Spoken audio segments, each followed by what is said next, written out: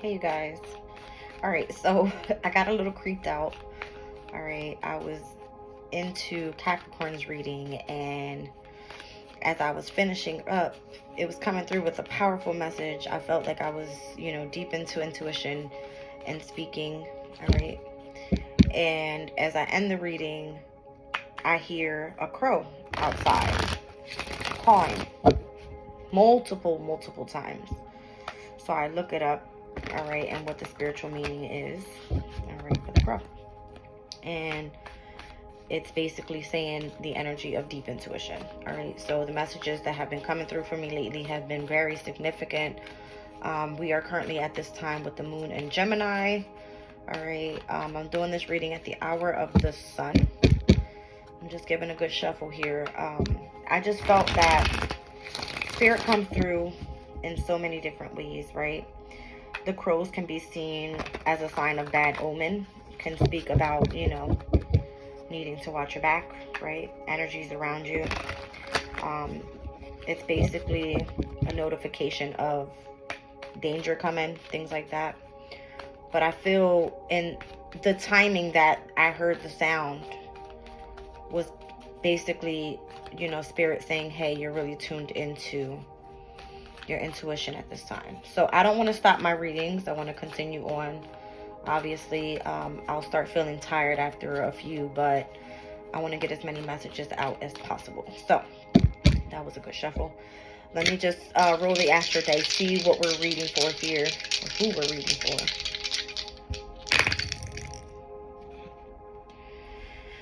Okay, I have Sagittarius in the 10th, Pisces energy with the energy of the moon here. Interesting. So Sagittarius, Pisces, sun, moon, or rising, and the moon currently in Gemini, all mutable energy. All right, let me just pull that info really quickly. Again, my readings, I tend to read a lot because I'm learning here as well. And I like to keep myself educated as much as possible.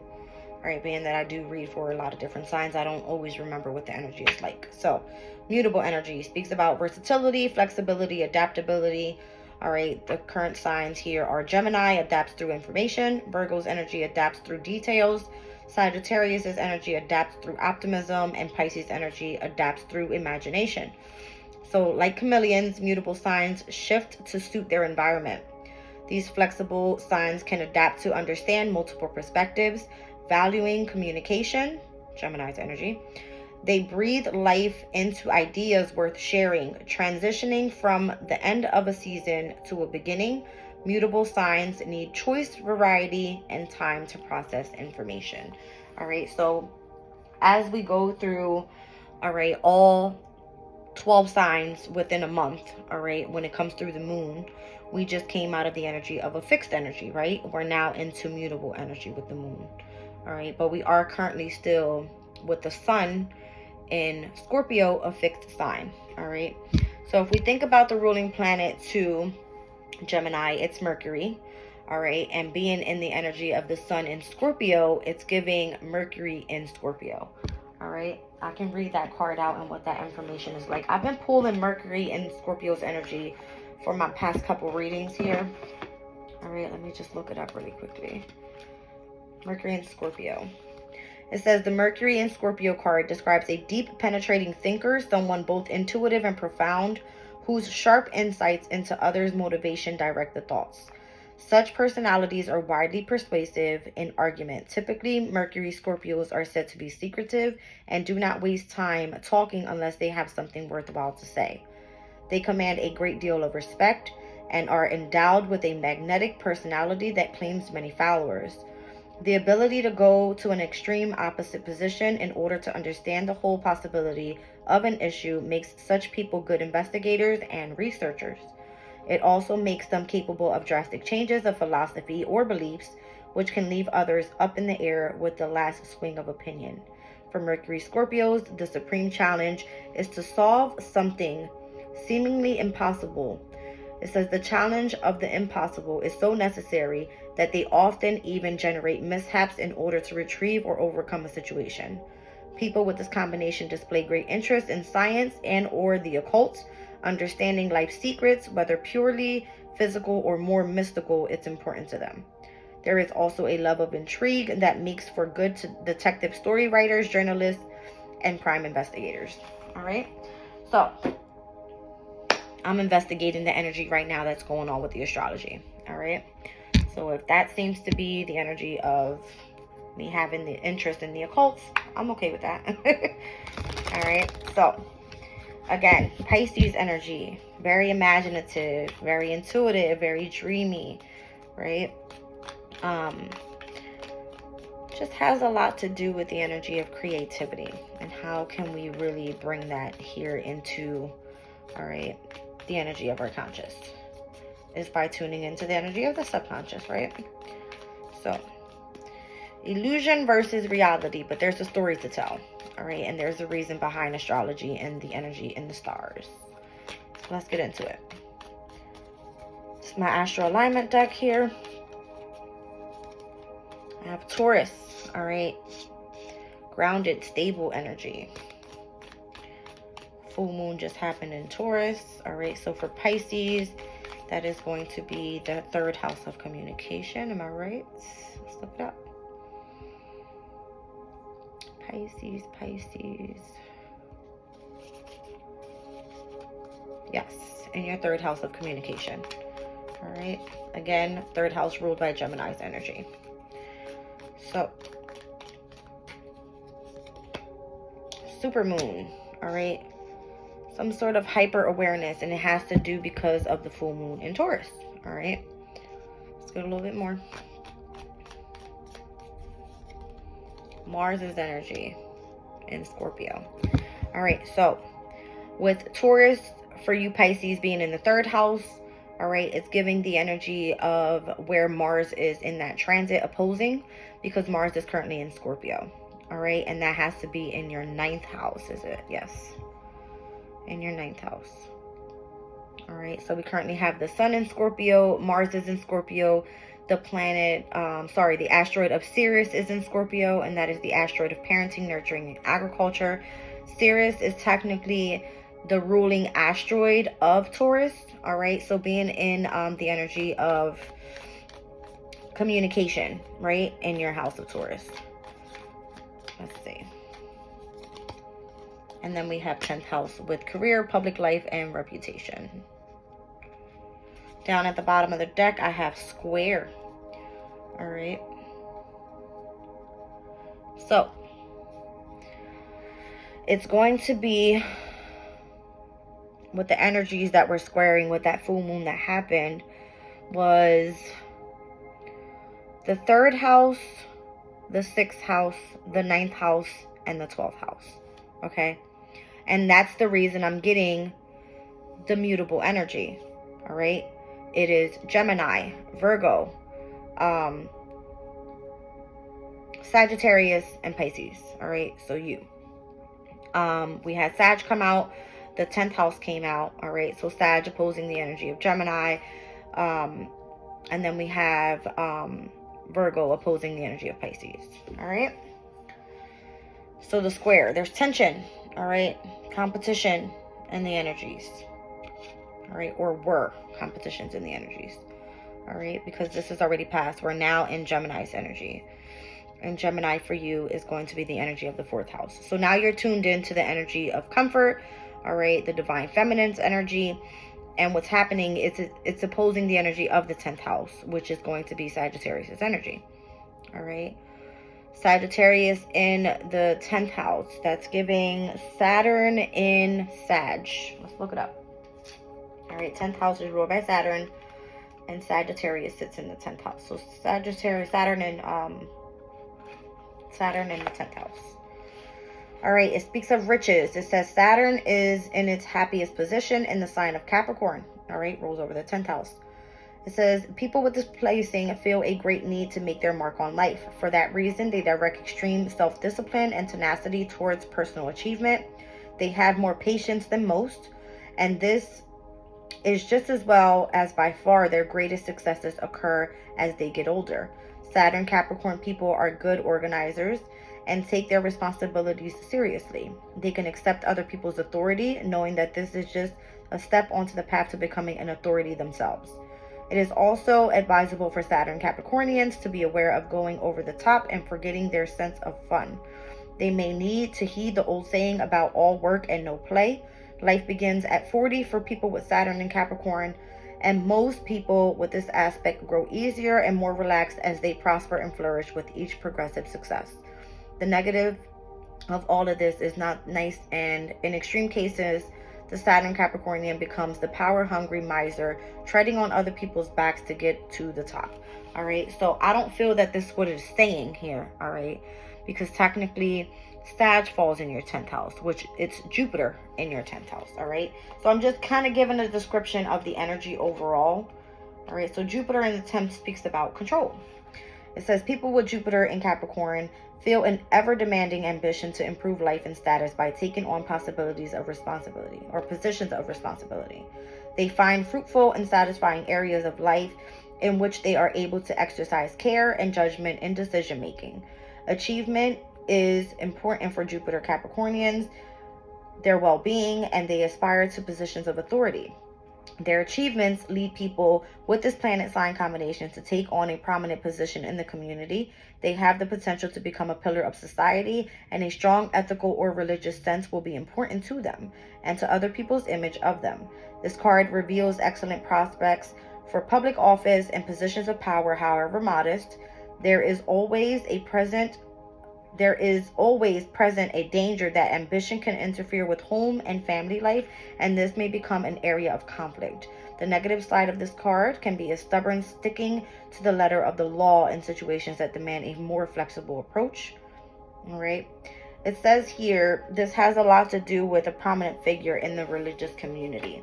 All right. So again, Sagittarius in the 10th house has a lot to do with a spiritual career. It's kind of what it's given. I just seen 12:12 on the clock. All right. It's giving utilizing the energy of the subconscious, right? The illumination from where the moon happened here in the energy of Taurus, which again falls in the 3rd house of communication. All right. Hyper awareness of the energy of communication, opposing that energy to where Scorpio is in the 9th house. All right. It's insane because there's like so much willpower behind you going towards this career and building. All right. But there seems to be some sort of tension in that area as well when it comes to, all right, the fixed energies. All right. So very big on that moon that happened in Taurus. All right. For you specifically, Pisces. All right, let's get into tarot. What is this all about? I'll pull some oracles afterwards. So the full moon in Taurus obviously was very significant for you, Pisces. All right, because it has a lot to do with communication. And it's coming through communication for everybody. The 3rd and the 9th house is very significant right now. And it's insane because we only have the North Nodes in Aries and Libra. All right, I would see if the North Nodes were in Gemini and Sagittarius at this time. No, but it's the placing of where the transits are happening. We have Jupiter and Uranus in Taurus at this time, which Uranus is bringing in change. Jupiter is bringing in growth and expansion. All right, abundance and prosperity in many different ways pertaining to the energies of communication. All right, so I just received the same exact message for Capricorn. All right, same exact message. So it keeps coming through multiple times in every sign that I'm reading for.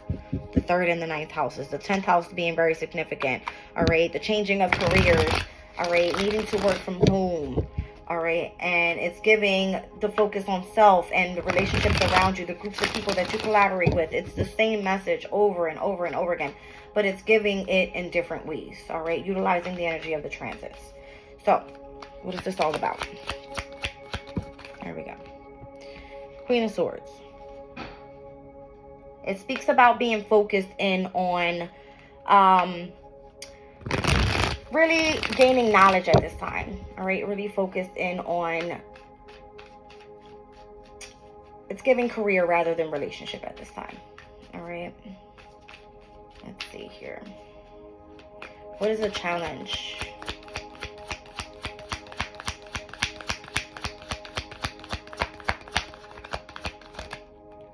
Wheel of Fortune.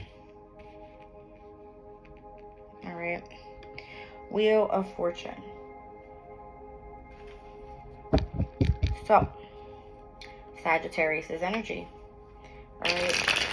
This is all about destiny. Okay. That's what it's all about. Wow. Ace of Cups just fell out. All right. Really tuning into the energies of your emotions. Really tuning into the energy of your emotions. Okay. The Wheel of Fortune is giving me the zodiac wheel and all the transits that are happening right now. And it's to allow yourself to open up emotionally. All right. All of the retrogrades that we've been experiencing this year. All of the hard work we've been putting into gaining so much knowledge. All right. Really focusing in on ourselves at this time. All right. The Queen of Swords is Libra's energy. The South Node is currently in Libra. So it has a lot to do with karmic relationships. People that were not meant to be around at this time. All right. And things turning in our favor to get us on the divine path that we're meant to be on here. And that is the energy of the Ace of Cups. This is self-love. All right. This is love for whatever it is that you do for work. This is love of the energy and the environment around you. Home. All right. Let's see what else we have. Distant past.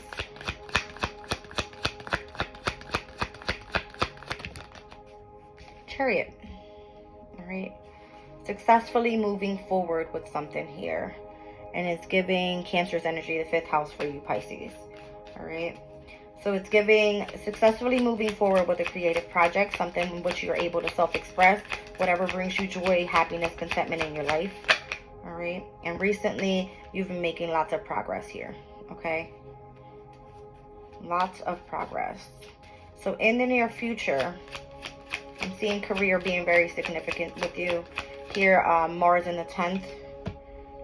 All right, obviously, Mars for you is in Scorpio's energy, and that falls in your 9th house. All right, so this is you taking action on gaining all of the higher, knowledge that you need, really tuning into the energy of your spirituality, really being open to foreign travel. All right, doesn't necessarily have to be foreign travel here in the physical world. This can be astral traveling, all right, or you definitely being involved in something foreign that isn't normally something you would do.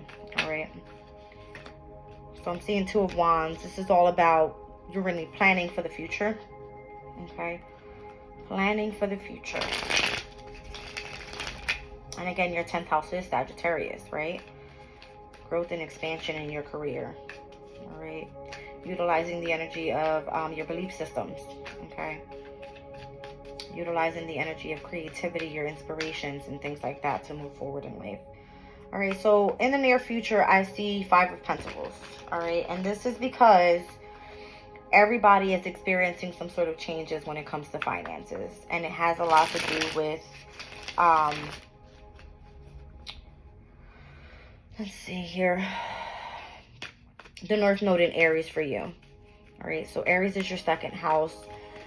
2nd house is obviously ruled by Taurus here, but we have the North Node in Aries. So major changes happening when it comes to your finances at this time. All right. Things that you value. All right. Things that you hold on to. And it's there with Chiron. So something that you are meant to heal through. All right. Chiron is the energy of the wounded healer. Potential through pain. You having to lose things in order to move forward. All right.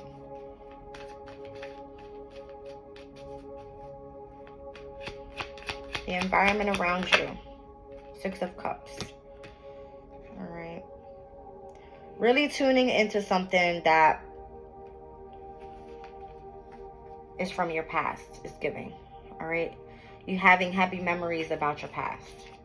All right. That's the environment around you. Possibly not wanting to let things go from the past, but it's necessary. I just read for Capricorn, and I pulled a card and it was saying something about don't fight the universe because you only make it worse, right? Go with the flow, accept the changes, and move forward because you can't win, right? It's all part of your divine life path. All right, so hopes and fears for Pisces. Four of Swords, Jupiter and Libra. All right.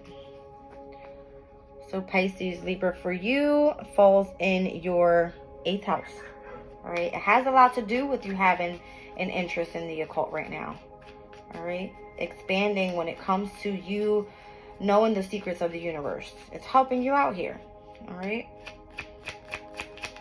And the overall for the reading.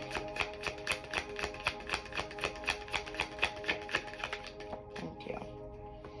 5 of Swords. All right, just be careful and how you move. And I don't like that the near future is the 5 of Pentacles and the overall is the 5 of Swords. All right, but just go with the flow. Don't fight it. There's major changes coming through here. All right, you're going to be experiencing some sort of feeling of being left out in the cold. You're going to be experiencing some sort of mental conflict. All right, but it's all leading you towards the Wheel of Fortune. All right, this is the challenge. It's accepting destiny. It's accepting where the transits are taking you at this time. 9 of Pentacles, and it's leading you towards independence and freedom. Don't fight it. All right, let's see here. What do we have out of the energy deck for Pisces?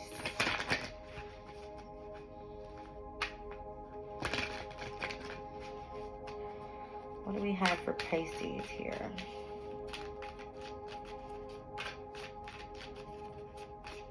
Pisces, I feel you're going to be the one that has the spiritual career.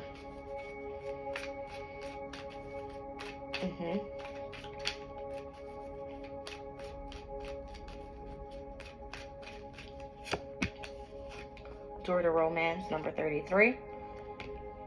I have it down at the bottom of the... I'm telling you.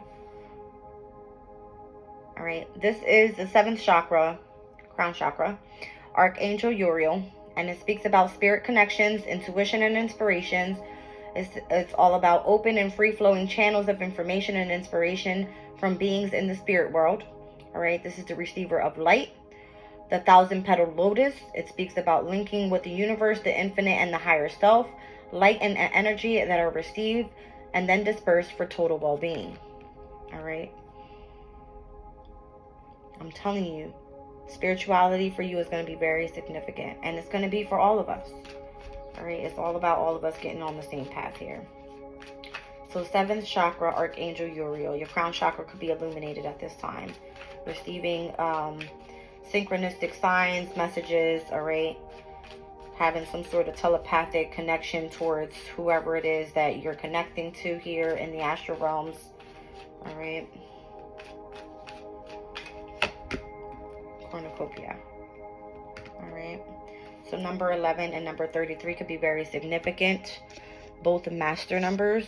Let me just pull them.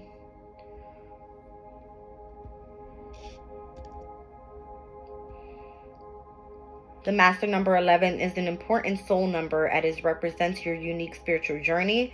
The soul number 11 creates great power and strength, but these can be tough to grow into. It may take you a while to really find yourself. Again, you're going to go through some sort of epiphany. You're going to go through the dark night of the soul. You're going to go through learning about spirituality. You're going to go through a series of losing people in your life that no longer serve you. It's a tough cycle, but it's necessary. Don't fight the current. All right. So the master number 33 here, it says the enlightened nurturer. Consider life path 6s who are nurturing and concerned with humanity. The life path 33 takes that loving energy to the next level and is considered to be the master teacher of numerology as well as the most evolved spiritually seeking number. All right. It's insane.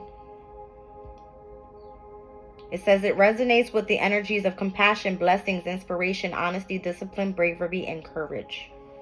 All right. All things are possible with number 33. All right. So you could be 33 years of age. All right.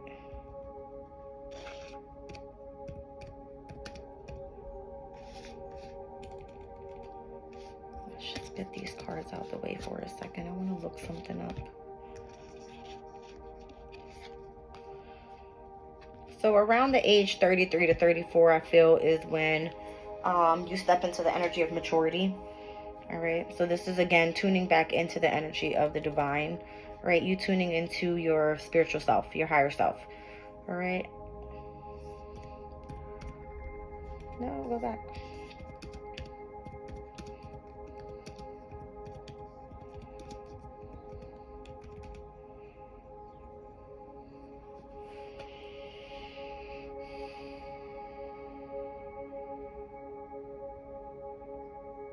All right, so I don't know what made me question this, but it says here, however, Bond makes the case Jesus died around Passover, between after death 29 and 34. Considering Jesus' varying chronology, he was 33 to 40 years old at the time of his death. All right, so what does 33 mean in the Bible? Let's see.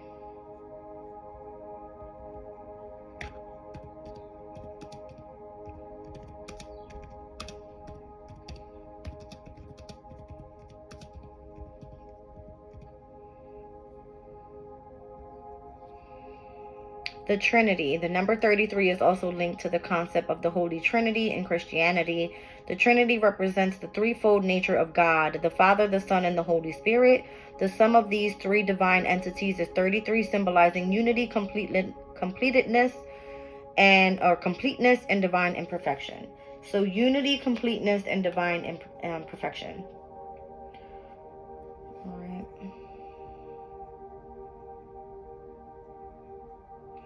So Jesus' traditional age when he was crucified and resurrected. All right, he was 33 years old. Okay, so those that are experiencing a spiritual journey at this time that could be of 33 years old, look into astrology and where the north and south nodes lie for you, where the energy of communication and spirituality land for you, the 3rd and the 9th houses, and what transits are happening there. If Jupiter's there, there's a very significant energy of you growing into your spiritual journey here. All right, going through that transformation. So door to romance, the 7th chakra, cornucopia, and I'll pull one more. All right, so 11 and 33 was what I was seeing here with the spiritual awakening here. All right, and opening up to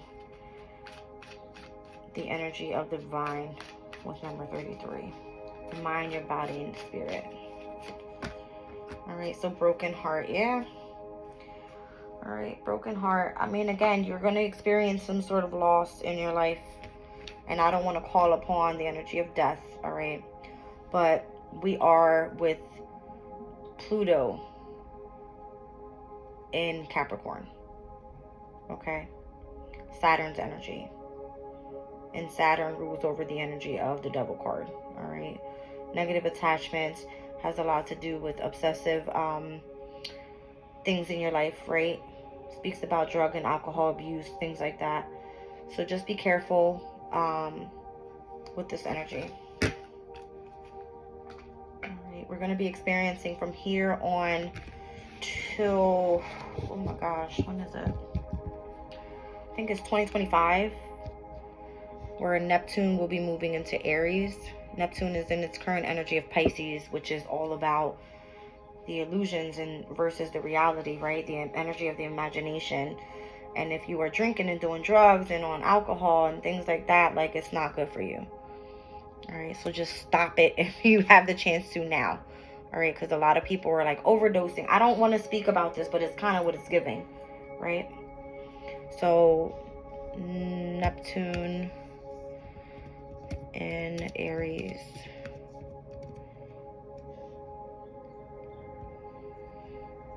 So it's going to be from 2025 to 2039. All right, so we're currently in 2023. We got like another year and a couple months before Neptune moves into Aries.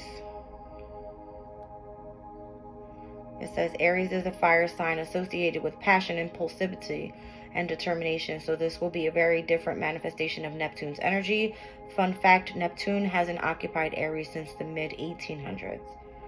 Okay. Wow.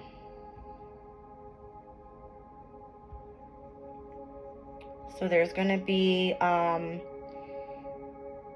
it says what happens when Neptune moves into Aries. It's assertiveness, aggressiveness, action, initiative, courage, boldness, naivety, impulsiveness, stubbornness, impatience, and instant gratification. Neptune is like a bottle of liquor, and Aries rules the head. Many people will be confused and deluded during the 13 years of this transit. Okay?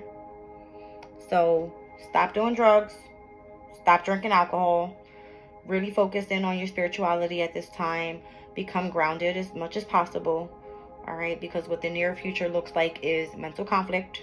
All right? We've seen it on the on the tarot cards here. It's looking like mental conflict, and it's looking like being left out in the cold and not sure which direction to go. All right? Get yourself prepared now. All right, the Shaman's Dream Oracle deck here, and I'll read the energy out to you guys.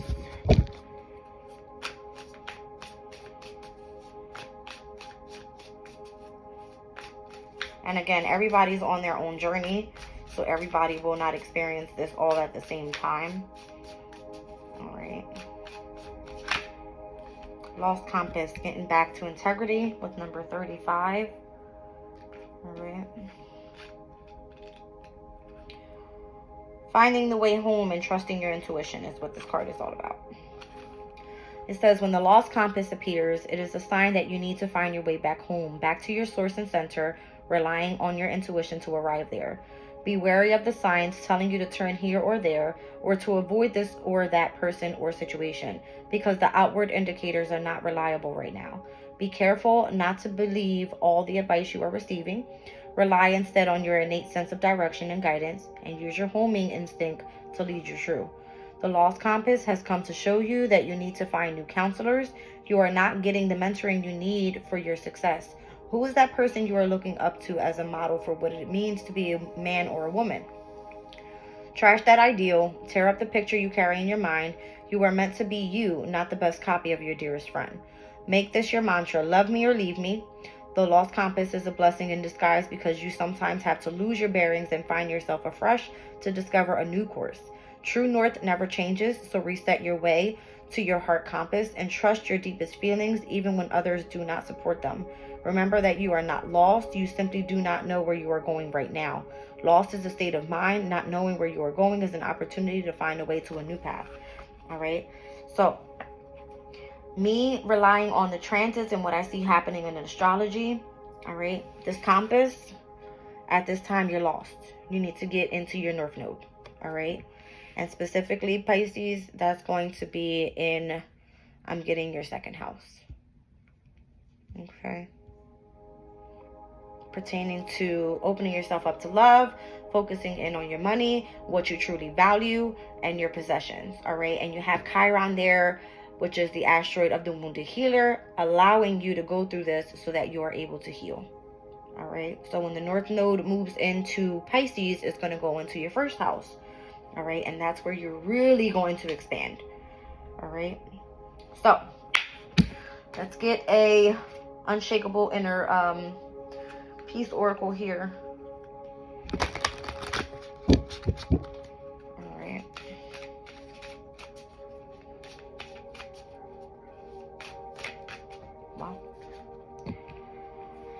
21, great awakening. Walk into your truth, standing firm in your light. All right, number 21 is the world card in the major arcana. All right, let's see what this one speaks about. At this point in your spiritual journey, you are beginning to feel pulled between your old life and the new life that is emerging. You have started to wake up to new possibilities, ideas, and even dreams.